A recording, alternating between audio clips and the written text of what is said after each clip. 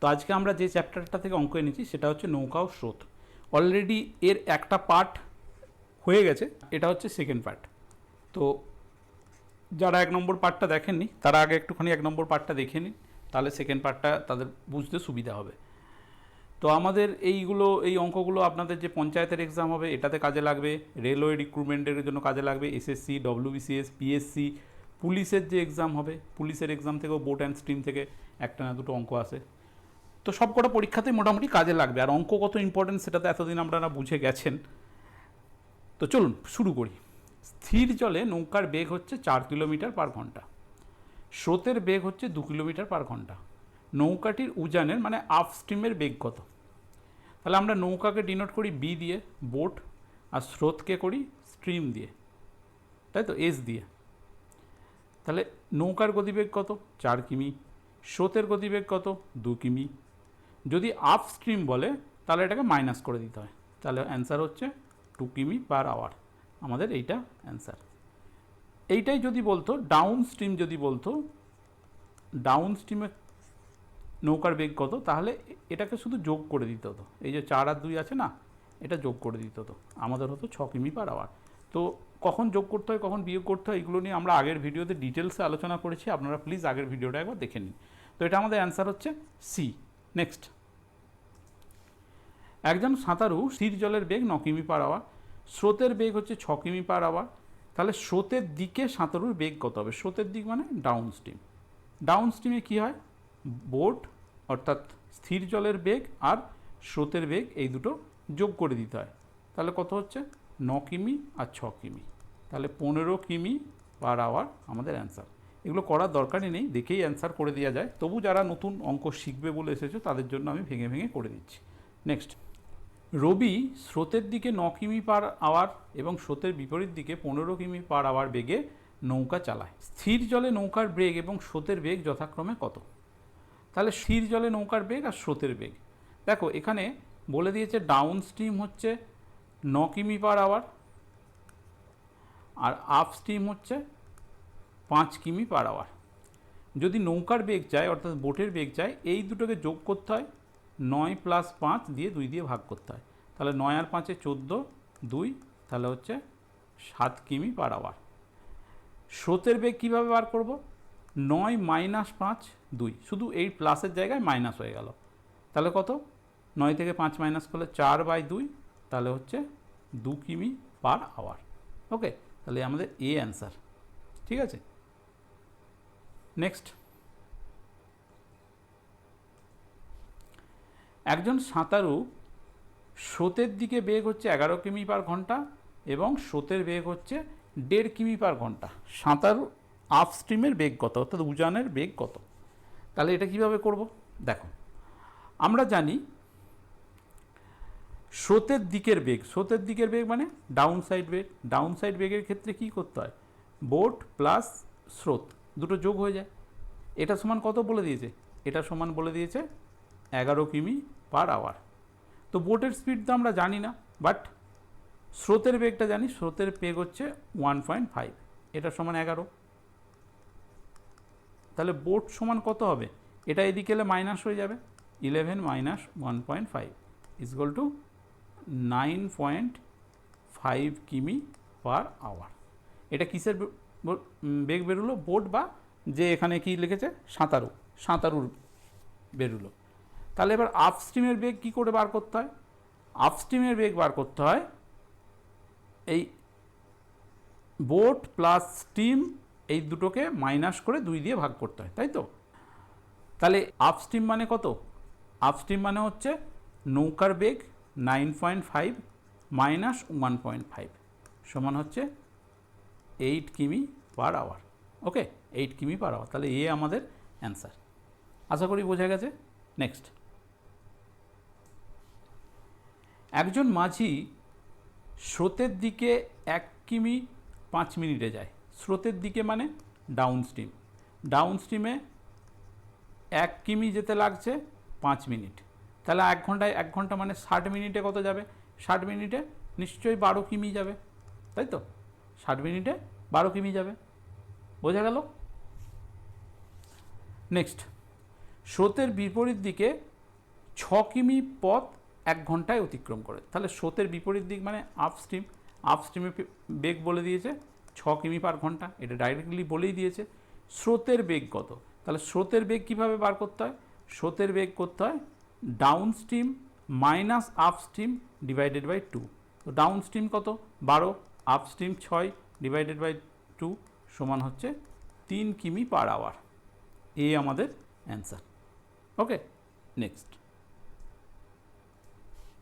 দেখো, downstream মানে হচ্ছে স্রোতের দিকে আর আপস্ট্রিম মানে হচ্ছে স্রোতের বিপরীত দিকে। কেশব স্রোতের দিকে 60 কিমি এবং স্রোতের বিপরীত দিকে 36 কিমি পথ উভয় ক্ষেত্রেই 10 ঘন্টা সময় নেয়। তাহলে স্রোতের দিকে মানে ডাউন স্ট্রিম, ডাউন স্ট্রিমে সে 60 কিমি যাচ্ছে 10 ঘন্টায়, তার মানে তার স্পিড কত? তার স্পিড হচ্ছে 6 কিমি পার আওয়ার। আবার আপ স্ট্রিমে কেশব যাচ্ছে 36 কিমি, এক্ষেত্রেও 10 ঘন্টা টাইম লাগছে, তার মানে তার স্পিড কত? 3.6 কিমি পার আওয়ার, তাই তো? এবারে কী চাইছে? স্রোতের বেগ। তো আমরা স্রোতের বেগ কী জানি? স্রোতের বেগ হচ্ছে downstream minus upstream divided by 2। যদি নৌকার বেগ চাইতো তাহলে এটা প্লাস হয়ে যেত, তাই তো? এটা প্লাস হয়ে যেত। তাহলে ডাউন স্ট্রিম কত আছে? 3.6 বাই 2। তো 6 থেকে এটা করলে কত হবে? 2.4 বাই 2, 1.2 কিমি পার আওয়ার। দেখো, এইগুলো মুখে মুখে করে দেওয়া যায়, এত লিখতে হয় না, বাট তোমরা যেহেতু শিখছো সেই জন্য আমি কিন্তু ভেঙে ভেঙেই করছি। এখানে আমাদের ভিডিও দেখে অনেকেই আছে অ্যাডভান্স লেভেলে, তারা পৌঁছে গেছে, তারা একটু অ্যাডজাস্ট করে নাও, যারা নতুন শিখছে তাদের জন্য। ঠিক আছে, চলো, তো ডি আমাদের অ্যান্সার। নেক্সট, একটি নৌকার স্থির জলে বেগ হচ্ছে 24 কিমি পার আওয়ার। স্থির জলের বেগ মানে হচ্ছে বোটের বেগ, তাই তো? ওকে, স্রোতের বেগ স্ট্রিম কত বলে দিয়েছে? 8 কিমি পার আওয়ার। ওকে, স্রোতের দিকে 128 কিমি পথ অতিক্রম করতে তার কত সময় লাগবে? তাহলে স্রোতের দিকে মানে এটা সবসময় যোগ হয়ে যায়, স্রোতের দিক মানে ডাউন সাইড, ডাউন সাইডে এটা যোগ হয়ে যায় 24, তাহলে এটা স্পিড হচ্ছে 32 কিমি পার আওয়ার, তাই তো? তাহলে 128 কিমি যেতে কতক্ষণ লাগবে? 128কে 32 দিয়ে ভাগ করে দাও, এটা সম্ভবত 4 আসবে, 4 কিমি পার আওয়ার। 3 4 12, হ্যাঁ 4 2 8, 4 কিমি পার আওয়ার। 4 কিমি পার আওয়ার নয়, 4 ঘন্টা, 4 ঘন্টা বি। ওকে, একটি মোটর বোটের স্থির জলে 10 কিমি পার ঘন্টা। ওকে, তাহলে বোটের স্পিড কত বলে দিয়েছে? বোটের স্পিড হচ্ছে 10 কিমি পার ঘন্টা। স্রোতের দিকে 91 কিলোমিটার গিয়ে আবার ফিরে আসে, মোট সময় লাগে 20 ঘন্টা। তাহলে আমি ডিস্টেন্সটা পেয়ে গেছি 91 কিলোমিটার। স্রোতের বেগ আমি জানি না, তাহলে স্রোতের বেগ আমি ধরে নিলাম x কিমি পার আওয়ার। ঠিক আছে, তাহলে যাওয়ার সময় 91 কিলোমিটার যাচ্ছে, যাওয়ার সময় স্পিড কত? Boat plus stream. আসার সময় স্পিড কত? Boat minus stream. এইটা হচ্ছে টাইম লাগছে 20 ঘন্টা। তো এই ক্যালকুলেশানটা করলে, এটাকে লসাগু করে করলে এক্সের যেটা মান আসবে সেটাই হচ্ছে স্রোতের বেগ, কারণ আমি এখানে স্রোতের বেগ সমান এক্স ধরে নিয়েছি, তাই তো? এগুলো হচ্ছে ট্র্যাডিশনাল মেথড, এইগুলো ধরে করলে তোমার একটু টাইম বেশি লেগে যাবে। ওকে, তো তোমাকে একটু অ্যাডভান্স লেভেলে যে প্র্যাকটিস করতে হবে, তাহলে কিন্তু ইজি হবে। দেখো, এই 91 হচ্ছে দুটি মৌলিক সংখ্যার গুণফল। দেখো, 13 ইন্টু 7, 7 13 91, তাই তো? এটা জানো। আবার যদি 13 প্লাস 7 লিখি তাহলে 20 হবে। 13 প্লাস 7 যদি লিখি তাহলে 20 হয়ে যাবে। তাহলে দেখো, ইকুয়েশনটা আমার মিলে যাচ্ছে। তাহলে আমি এখানে যদি 10-এর সঙ্গে কত যোগ করলে 13 হবে? 3। যদি 3 যোগ করি, 10-এর সঙ্গে যদি আমি এখানে 3 যোগ করি, তাহলে 13কে 91 দিয়ে কাটলে কত হবে? 13কে 91 দিয়ে করলে 7 ঘন্টা। আবার 10 থেকে 3 মাইনাস করলে কত হবে? এটা 13 হলো, 10-এর থেকে 3 যোগ করলে 13 হলো, 10 থেকে 3 মাইনাস করলে 7 হবে, 7কে যদি 91 দিয়ে কাটি 13 ঘন্টা। দেখো, 13 আর 7 যোগ করলে কিন্তু 20 ঘন্টা হয়ে যাচ্ছে। তাহলে আমাদের এখানে স্রোতের বেগ হচ্ছে 3 ঘন্টা। ওকে, এইভাবে অ্যাপ্রোচ না করলে তুমি কিন্তু 1 মিনিটের মধ্যে অঙ্কটা নামাতে পারবে না। নেক্সট, একজন ব্যক্তি স্রোতের বিপরীত দিকে 0.75 কিলোমিটার পথ 15 মিনিটে এবং একই পথ স্রোতের দিকে 10 মিনিটে অতিক্রম করে। তার মানে ডাউন স্ট্রিমে তার আপ স্ট্রিমে টাইম লাগছে 15 মিনিট আর ডাউন স্ট্রিমে টাইম লাগছে 10 মিনিট। তো এটাকে অনুপাত করলে হচ্ছে 3:2। ওকে, 3:2 অনুপাত করে নিলাম। 15 3 আর 10 হচ্ছে 2, 3:2। তাহলে ব্যক্তি ও স্রোতের বেগের অনুপাত কত? তাহলে আমরা কি জানি, ব্যক্তির বেগ মানে হচ্ছে বোটের বেগ। বোটের বেগ কী করতে হয়, 3 + 2 ডিভাইডেড বাই 2, তাই না? 3 + 2 ডিভাইডেড বাই। আর স্রোতের বেগ হচ্ছে 3 - 2 মানে downstream by upstream divided by 2। এটা করলে কত হবে? তো 2 2 আমি কেটে দিই, এখানে 3 আর 2 কত হবে 5, আর এখানে হবে 3 থেকে 2 মাইনাস করলে 1, তাহলে অনুপাত হবে 5:1। বোঝা গেল? এটা এসএসসি সিজিএলে পড়েছিল। তাহলে ব্যক্তি ও স্রোতের বেগের অনুপাত হচ্ছে 5:1। দেখো এইটা যদি 3:2 হয় তাহলে এটা 5:1 হবে, এটা মাথায় রাখবে। আবার আমি অন্যরকমভাবে দেখাচ্ছি, আগে তোমরা 1 নম্বর ভিডিওটা দেখবে, 1 নম্বর ভিডিওটা দেখলে এটা অনেক ক্লিয়ার হবে। ধরে নাও বোটের বেগ হচ্ছে 6 কিমি/আওয়ার, এটা একটা অন্য অঙ্ক দেখাচ্ছে। হ্যাঁ, স্রোতের বেগ হচ্ছে 2 কিমি/আওয়ার, তাহলে এটাকে অনুপাত করলে কত পাইব? এটাকে অনুপাত করলে 3:1 হয়। যদি এইটা 3:1 হয়, আপস্ট্রিম বাই ডাউন স্ট্রিম 2:1 হবে। ঠিক আছে, তো দেখো 6 আর 2 যোগ করে যদি 2 দিয়ে করি, ভাগ করি, কত হবে 4, তাই তো? 6 আর 2 8, 2 দিয়ে ভাগ। আচ্ছা 6 থেকে 2 মাইনাস করে যদি 2 দিয়ে করি 2, দেখো এটার অনুপাত কত 2:1 হচ্ছে। তাহলে একটা যদি 3:1 হবে আর একটা 2:1 হবে। অন্যদিকে আর একটা যদি 3:2 হয়, অন্যটা 5:1 হবে।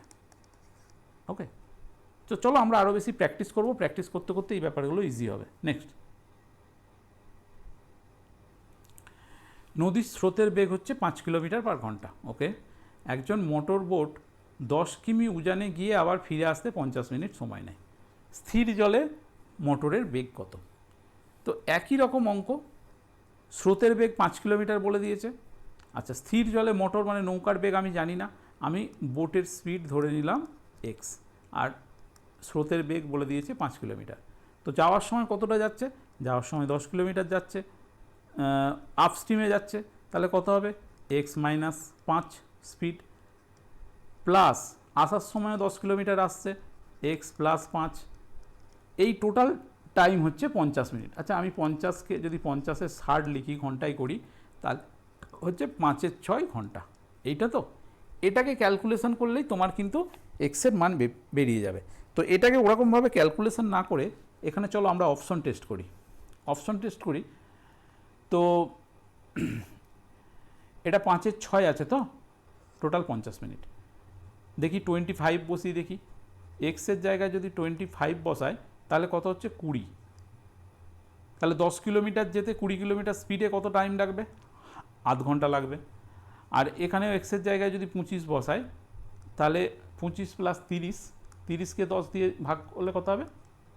1 ঘন্টা, এটাকে কাটলে 3 হবে, 1-এর 3 ঘন্টা লাগবে। তো চলো এই দুটোকে যোগ করি, 6 3 + 2, দেখো 5-এর 6, এটা কিন্তু মিলে যাচ্ছে। তাহলে আমাদের এটা হবে 25 কিলোমিটার/ঘন্টা। ঠিক আছে, বা আমি প্রথমে যেরকমভাবে এটা লিখে দিয়েছিলাম, 10x - 5 + 10x + 5 = 5-এর 6। এই ক্যালকুলেশনটা করলেও কিন্তু তোমার এক্সের মান 25 বেরিয়ে যাবে। ওকে, তো যার যেটা সুবিধা হবে সেরকমভাবে করবে। তো এরকম বড় বড় অঙ্কের ক্ষেত্রে আমার মনে হয় অপশন টেস্ট করে নেওয়াই ভালো। নেক্সট, একজন ব্যক্তি স্থির জলে 6 কিলোমিটার/ঘন্টা বেগে নৌকা চালাতে পারেন। স্রোতের বেগ 2 কিলোমিটার/ঘন্টা হলে উজানে যেতে ভাটির তুলনায় 3 ঘন্টা বেশি সময় লাগে। দূরত্ব কত? তো উজান মানে আমরা এতক্ষণ তো বুঝে গেছি আপস্ট্রিম, আর ভাটি মানে ডাউনস্ট্রিম। আগের অঙ্কগুলো দেখলেই বুঝতে পারবে। তো কি বলেছে, স্থির জল অর্থাৎ বোটের স্পিড কত? 6 কিমি/ঘন্টা। স্রোতের বেগ কত? স্রোতের বেগ হচ্ছে 2 কিলোমিটার/ঘন্টা। তাহলে আমি ধরে নিলাম যে টোটাল ডিস্ট্যান্স হচ্ছে 8 কিলোমিটার। টোটাল ডিস্টেন্স 8 কিলোমিটার ধরে নিলাম। তাহলে যাওয়ার সময় কত টাইম লাগছে? যাওয়ার সময় টাইম লাগছে 8, 6 আর 2 8, 1 ঘন্টা। আসার সময় কত টাইম লাগছে? আসার সময় ডিস্টেন্স 8, কিন্তু এবারে স্পিডটা কমে যাবে, 6 - 2 4, তাহলে এখন টাইম লাগছে 2 ঘন্টা। তাহলে দেখো 8 কিলোমিটারের জন্য টাইমের কত ডিফারেন্স হচ্ছে? টাইমের ডিফারেন্স হচ্ছে 1 ঘন্টা। তাহলে 3 ঘন্টা, যদি 3 ঘন্টা টাইম ডিফারেন্স হয় তার মানে 1কে 3 দিয়ে গুণ করতে হবে, তাই তো? তাহলে 8কেও তুমি 3 দিয়ে গুণ করে দাও, 3 আসতে 24 কিমি। টোটাল দূরত্ব হচ্ছে 24 কিলোমিটার পার ঘন্টা। ওকে, নেক্সট। একটি নৌকা স্রোতের দিকে 48 কিলোমিটার যেতে 20 ঘন্টা সময় নেয়। একই দূরত্ব স্রোতের বিপরীত দিকে যেতে 4 ঘন্টা বেশি সময় নেয়। তাহলে স্থির জলে নৌকার বেগ কত?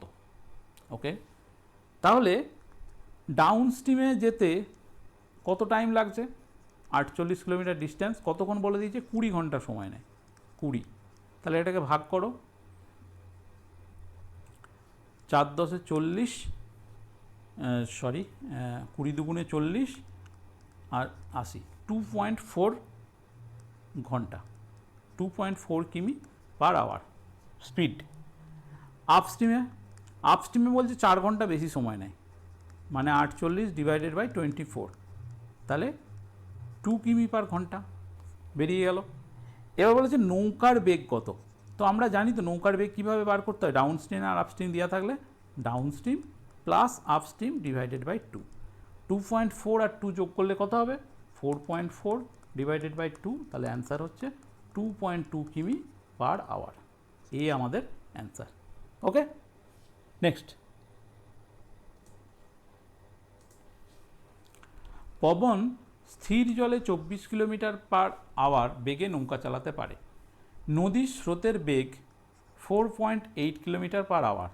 যাওয়া আসা মিলে মোট 1 ঘন্টা লাগছে। তাহলে স্থানটির দূরত্ব কত? দেখো এই রকম অঙ্ক তুমি আগের বারের মতো একটা ডিস্টেন্স ধরে নিয়ে বার করতে পারো।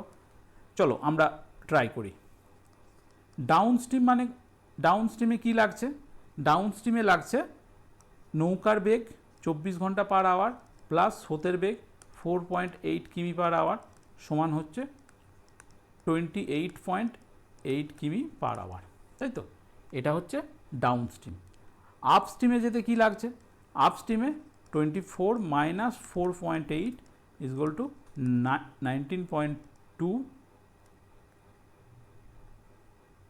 19.2 কিমি পার আওয়ার।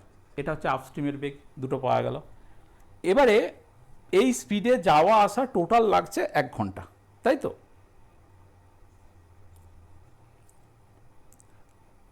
টোটাল লাগছে 1 ঘন্টা। তাহলে আমি ধরে নিলাম স্থানটির দূরত্ব হচ্ছে এক্স। তাহলে এক্স হচ্ছে যাওয়ার সময় স্পিড কত? যাওয়ার সময় স্পিড হচ্ছে 28.8 কিলোমিটার পার আওয়ার। আসার সময় স্পিড কত? 19.2 কিলোমিটার পার আওয়ার। এইটা টোটাল মিলিয়ে কত টাইম লাগছে? টোটাল লাগছে 1 ঘন্টা, তাই তো? এবার এই ক্যালকুলেশনটা যদি করতে হয়, এর এলসিএম বার করতে হবে। এর এলসিএম বার করে যেটা হবে সেটা করে এক্সের মান বেরোবে। এটা করতে গেলে একটুখানি ব্যাপারটা লেন্দি হয়ে যাবে। তো আমরা একটা জিনিস করি, এই রকম অঙ্ক থাকলে এই যে যেটা স্রোতের বেগ থাকবে না, এই স্রোতের বেগটাই তো যাওয়া আসার সময় তোমার মাইনাস হয়ে যাচ্ছে, তাই না? যাওয়ার সময় দেখো স্রোতের বেগ তোমার প্লাস হচ্ছে আর আসার সময় মাইনাস হচ্ছে। তার মানে অ্যাকচুয়ালি যে নৌকার স্পিড সেটাতেই তো হচ্ছে। আর নৌকাটা একবার যাচ্ছে একবার আসছে, দুবার হচ্ছে, তাই না? দুবার যেতে হচ্ছে, 24 × 48 হয়। তাহলে এই দুটো স্পিডকে লিখবে 28.8 আর আপ স্ট্রিমের বেগ / 48। কোথা থেকে পেলাম 48?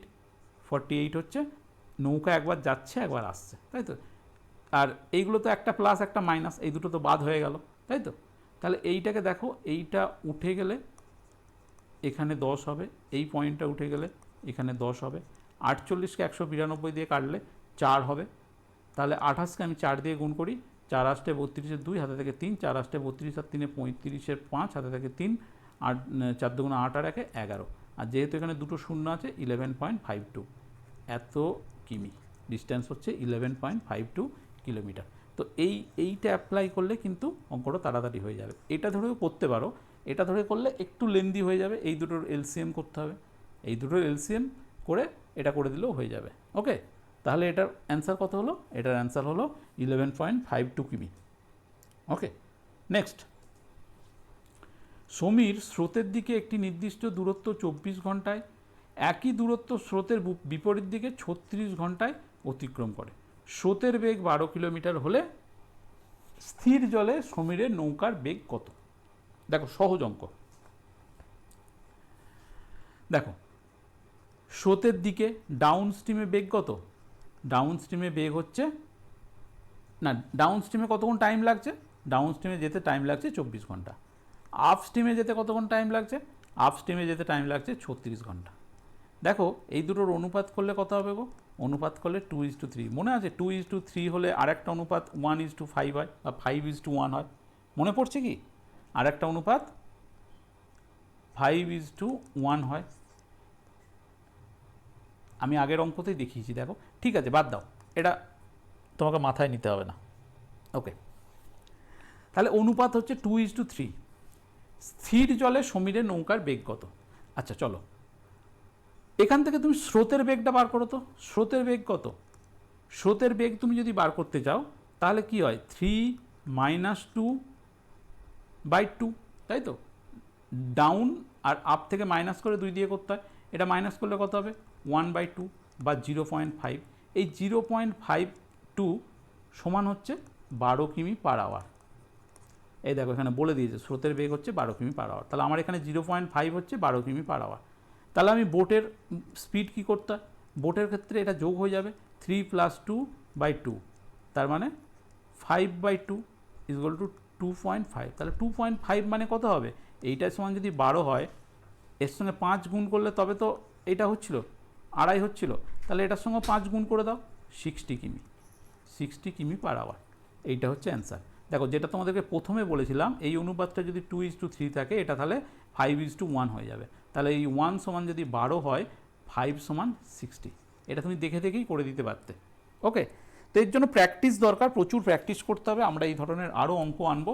লাইক করো, সাবস্ক্রাইব করো, কমেন্টে জানাও তোমার আর কোন চ্যাপ্টার থেকে অঙ্ক করালে ভালো হয়। এই ধরনের অঙ্ক কিন্তু তোমরা পরীক্ষার হলেতে কমন পাবে। ওকে, থ্যাংক ইউ, ভালো থাকবে, আবার দেখা হচ্ছে নেক্সট ভিডিওতে।